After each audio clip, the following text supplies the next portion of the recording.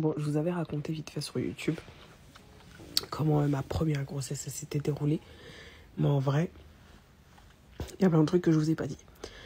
Donc, déjà, j'arrive chez le gynéco pour faire l'échographie quand je savais pas encore le nombre de bébés que j'attendais. Donc on fait l'écho. Et donc du coup, je fais l'écho. Il envoie genre 3 points sur l'échographie. Et genre, je dis à la dame, ouais, madame, pourquoi il y a 3 points? Parce que moi, j'avais jamais fait d'échographie de grossesse. Donc en fait, je savais pas pourquoi il y avait 3. Et j'étais à milieu de me dire que je pouvais attendre 3 enfants en même temps. Donc du coup, je lui ai demandé pourquoi il y a 3 points et tout. Donc je lui demande, madame et tout, pourquoi il y a 3 points sur l'écran. Et elle me dit, bah, parce qu'il y a 3 bébés. Et je dis, oui, ok. Mais genre, je calcule pas. Je me dis, ouais, ok, ouais, il y a 3 bébés, ouais, si. Je dis, non, mais sérieux et tout, pourquoi il y a 3... Pourquoi il y a 3 points, quoi? Elle me dit, parce qu'il y a 3 bébés, mais vous inquiétez pas, souvent il y a des poches vides. On va vérifier les cœurs, une fois sur 2, il y a pas de cœur et tout. Ok. Elle vérifie, première poche, un cœur qui bat. Deuxième poche, un cœur qui bat. Troisième poche, un cœur qui bat. Et elle me dit, bah, écoutez, vous attendez des triplés, vous avez fait un traitement, quelque chose pour stimuler. Je dis, bah non, c'est ma première grossesse et c'est mon premier essai, en fait, de grossesse, quoi. Et elle me dit, franchement, c'est la première fois que je vois ça en 15 ans. Donc, du coup, moi, je suis kécho. Stevie commence à avoir des sueurs froides et tout. Mais quand je vous dis des sueurs froides, c'est genre on est au bout de notre vie. Genre, on voulait un bébé, on se retrouve avec 3 bébés. On se dit, mais comment on va faire et tout. Après, la dame, elle mesure et tous les embryons. Et elle dit, bon, il y a un embryon qui est plus petit que les autres de 1 mm. Donc, je pense que la fécondation, elle a 4 ou 5 jours d'écart. Ça veut dire que déjà, je suis tombée enceinte des jumeaux. Comme si c'était un lundi. Et que genre, après, je suis tombée enceinte de ma fille. Genre, un jeudi ou un vendredi. Dans la même semaine. Mais genre, pas le même jour. Genre, en fait, mon 3e bébé, il s'est greffé à la grossesse double déjà. C'est une dinguerie déjà. Rien que cette histoire déjà. Donc du coup, ils nous disent, bon bah écoutez, nous, on va pas pouvoir faire le suivi parce que là, c'est une grossesse à risque. Donc du coup, on va vous envoyer à l'hôpital et tout, de Montreuil, qui est niveau 3 et qui a l'habitude de suivre en fait des grossesses pareilles. Ok. Donc du coup, on va à Montreuil. On suit la grossesse. Et je vous jure, il y avait des échos toutes les 3 semaines. Toutes les 3 semaines, on nous dit, bon, ok, ça va, mais bon, vous savez, les grossesses triples, c'est des grossesses à risque, donc tout peut arriver à tout moment. Je sais pas, en fait, ok, vous dites ça aux gens, mais moi, je trouve que c'est pas correct. En fait, les gens, ils sont là, ils sont dans leur... ils sont contents d'attendre un enfant, ou 2 enfants, ou 3 enfants. Tu peux pas leur répéter sans cesse qu'il y a des risques qu'ils perdent un enfant. Tu vois, ça casse le truc, en fait.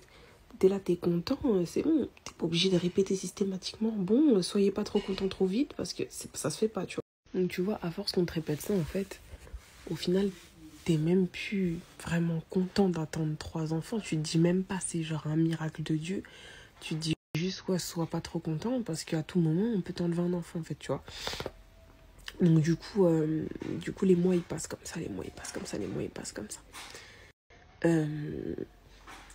On arrive au 4e mois, 4 mois et demi de grossesse. Et genre, on décide d'annoncer à nos proches qu'on attend 3 enfants. Et on décide de faire une petite vidéo pour découvrir le sexe des bébés. Donc, on éclate un ballon, 2 ballons, 3 ballons. Et le lendemain, on avait une écho. Je vous dis bien le lendemain, ça veut dire le dimanche. On a fait la fête Revolt Sex où on éclate les ballons.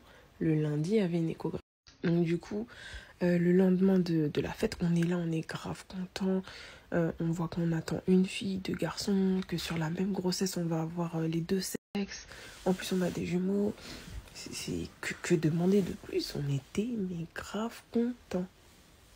Du coup, le lendemain, on va faire une échographie pour prendre les mesures et tout. Donc le lendemain et tout, je me suis mise assise parce que j'arrivais pas à parler. Le lendemain de la fête, on fait l'écho. Et ce jour-là, ils voient qu'il y a un des bébés qui est plus petit.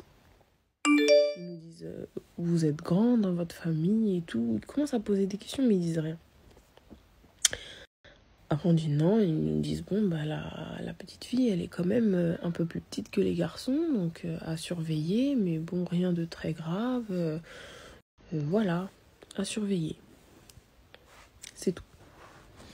Donc, nous et tout, on part de l'écho. Nous, bah, on est grave deck parce que on donne une info comme ça, mais on ne dit rien de plus. Après, 3 semaines passent. Et plus les semaines passaient, donc du coup, après, on n'avait plus des échos toutes les 3 semaines, mais c'était une écho toutes les 2 semaines et demie. Pour voir l'évolution du bébé qui était un petit peu petit, pour voir s'il continuait à grandir et à se développer correctement. Donc du coup, échographie toutes les 2 semaines et tout. Et plus le temps passe, plus en fait, il y a un fossé qui se crée entre les jumeaux, le poids des jumeaux et la taille des jumeaux, et la taille de ma fille, en fait, que j'attendais. Et donc, du coup, les médecins, ils commencent à nous dire, oui, vous savez, les retards de croissance, c'est courant dans les grossesses multiples. Du coup, ce qu'on vous propose, c'est de... Qu'est-ce qu'ils nous ont dit ? Ça, c'était la première dinguerie, écoutez bien. Ce qu'on vous propose, c'est que on suive la grossesse gémellaire et qu'on arrête de se préoccuper de l'enfant qui a un retard de croissance. Je dis, mais attendez, je comprends pas. Comment vous pouvez dire que c'est une grossesse gémellaire ? J'attends 3 enfants dans mon ventre. Il y a 3 enfants qui vivent, mais vous voulez faire des échographies que pour 2 enfants. Donc du coup, il commence à me dire, oui, c'est... Voilà, quand il y a un retard de croissance, en général, ça va pas jusqu'à la fin de la grossesse. Il t'annonce ça comme ça. Ouais, ça va pas jusqu'à la fin de la grossesse. Donc, je dis, mais en fait, l'enfant, il est en vie. Il est en bonne santé. Donc, moi, je veux pas, en fait, que quand je vienne ici, on fasse une échographie que sur 2 enfants. Et que l'autre enfant, en fait, on le laisse dans son coin. On sait pas s'il grossit, on sait pas si le cœur y bat. Mais je dis, mais ça va pas. Et nous, on leur a dit non, en fait.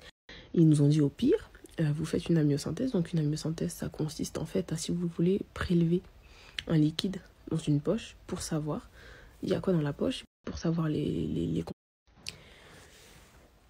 Du coup, on leur a dit qu'on ne voulait pas faire l'amniosynthèse, que quoi qu'il arrive de toute façon, j'étais à 5 mois de grossesse, j'allais jamais interrompre ma grossesse. Ils nous ont proposé d'arrêter le cœur du bébé à 5 mois. Un bébé qui n'a pas de soucis, à part qu'il est un peu petit, mais sinon, nous on leur a dit mais c'est archi mort, on ne veut pas arrêter le cœur de l'enfant, quoi qu'il arrive on le gardera, on ne veut pas non plus faire une échographie de jumeaux. Un retard de croissance, ça ne veut pas dire que tu vas pas vivre, on ne sait pas, tu vois. Et donc du coup, il faut savoir que dans les grossesses triples, en général, ils font accoucher, ils déclenchent. Il faut savoir que j'étais à 28 semaines et quelques. Ils ont fait une échographie et ils ont vu que le Doppler, alors le Doppler c'est un échange entre le cordon de voir si les échanges de sang se font correctement, parce que si l'enfant n'est pas alimenté en continu, bah, ça cause des problèmes. Puis des fois l'échange dans le cordon ça se faisait pas correctement. Du coup ils m'ont hospitalisé. Ils m'ont dit oui, on vous hospitalise pour voilà. Donc le vendredi, ils me disaient écoutez, vous rentrez pas chez vous, on vous met en chambre, en grossesse à risque et on va. Donc sachez que à partir de là, ils me disent on va surveiller. Moi je me dis putain, je suis entre de bonnes mains. Ils ont vu un problème, direct ils m'hospitalisent pour ça. Du vendredi au lundi, j'ai eu, vous vous rendez compte, qu'on me dit le médecin n'a pas le temps. Donc on m'enferme, on m'empêche de rentrer chez moi. Je suis enfermée dans un hôpital et on me fait pas d'échographie. On me fait pas d'écho. On m'a mis juste un monito. Ouais, c'est bon, le cœur va bien et c'est tout. C'est tout. Du coup, le lundi, ils me font une écho. Ils me disent, bon, bah tout va bien, c'est bon, vous pouvez sortir. Du coup, je rentre chez moi. Les semaines continuent à passer. Et ils m'ont hospitalisé une seconde fois. Parce que cette fois-ci, sur l'échographie, ils ont vu qu'il y avait un espèce de liquide pas normal au niveau de l'estomac du bébé. De ma fille en l'occurrence.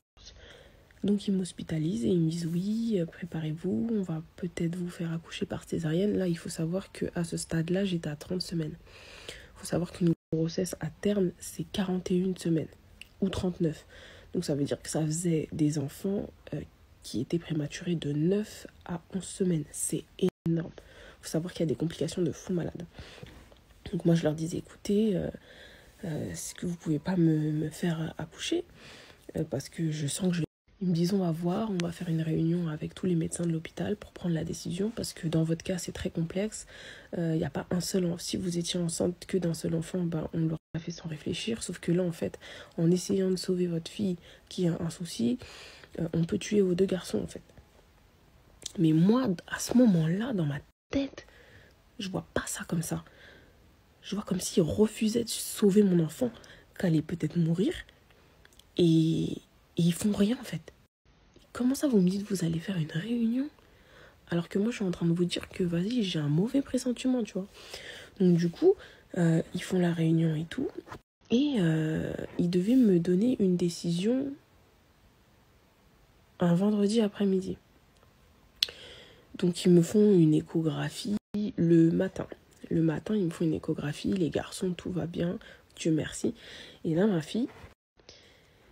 Et je demande à voir un pédiatre. Et je lui demande en fait quels sont les risques d'un enfant prématuré.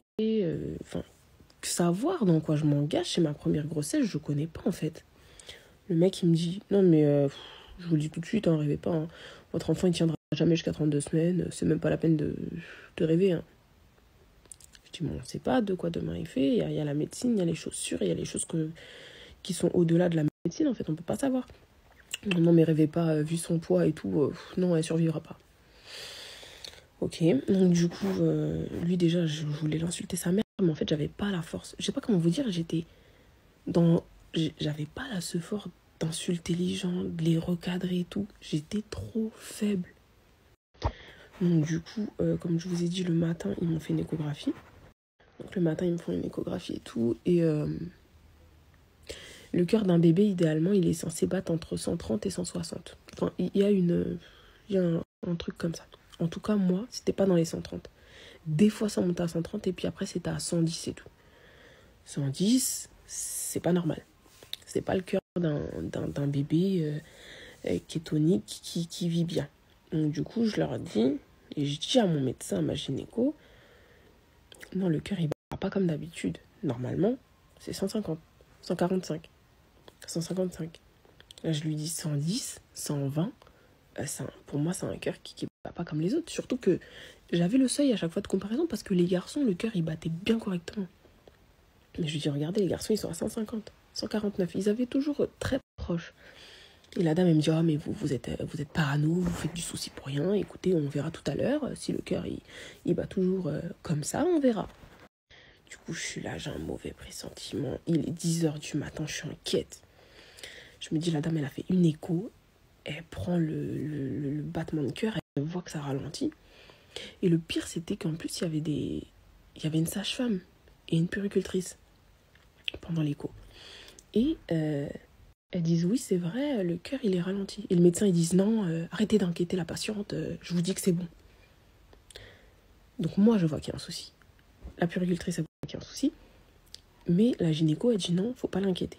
Donc du coup, t'es disciplinée. Je dis, bon, écoute, ok, peut-être que, vas-y, je me fais du souci pour rien et que le bébé, il est encore dans les courbes et que, vas-y. Elle me dit, écoutez, on verra ce soir, on refait une échographie vers 16h, 17h. Si ça ralentit, on avisera. Donc moi, j'attends. Arrive 13h, je fais un malaise. Mais un malaise, je me mets à saigner du nez, à vomir. Mais genre ça m'est jamais arrivé pendant ma grossesse. Dans ma grossesse, j'avais la pêche. Là, je me dis, vas-y, un truc bizarre. Je leur dis oui, parce que j'avais été prendre l'air un petit peu dehors devant l'hôpital, parce que rester enfermé, c'est chaud. Et je leur dis, oui, j'ai saigné du nez, j'ai vomi. Est-ce qu'on peut pas vérifier si les bébés, ça va et tout?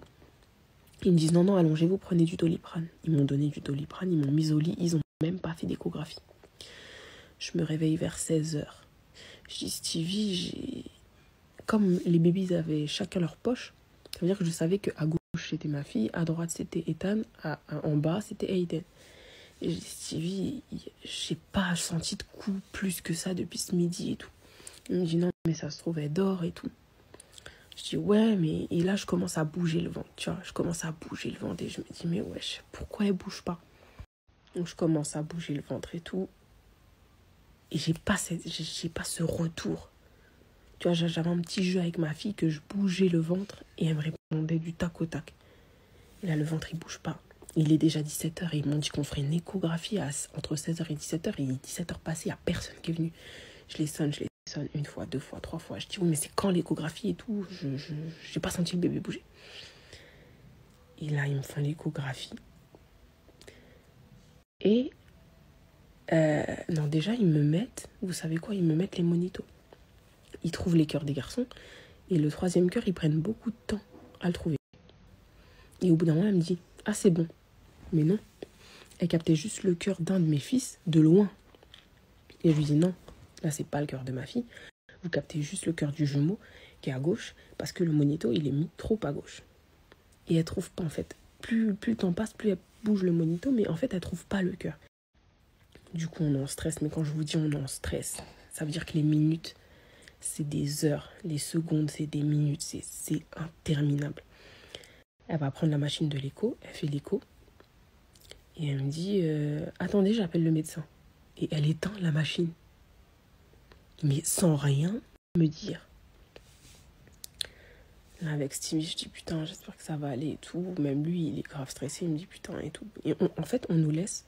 Elle a éteint et elle a fermé la porte. Elle est partie. Ça veut dire qu'elle nous laisse tous les deux. Donc, qu'est-ce qu'on fait? Je dis à Stevie, s'il te plaît, et tout, rallume la machine et tout. Et vous voyez, quand tu fais une échographie, tu vois un petit truc qui fait comme ça. Et ça veut dire qu'il y a des battements de cœur. Et on l'a mis sur mon ventre. Ça veut dire que c'est Stevie qui faisait l'échographie. Et on a mis la machine sur mon ventre et on ne trouvait pas de battement. On ne trouvait pas de battement. On voyait que le bébé ne bougeait pas. Mais tout ça, il ne nous l'avait pas dit. Je dis, putain, Stevie, tu trouves pas et tout, tu trouves pas. Et je lui mets une pression, mais cherche mieux. Donc Stevie continue à faire l'échographie et tout. Et moi, je sais pas pourquoi. Je me dis, c'est pas possible. Je ne peux pas perdre mon enfant à l'hôpital. C'est pas possible.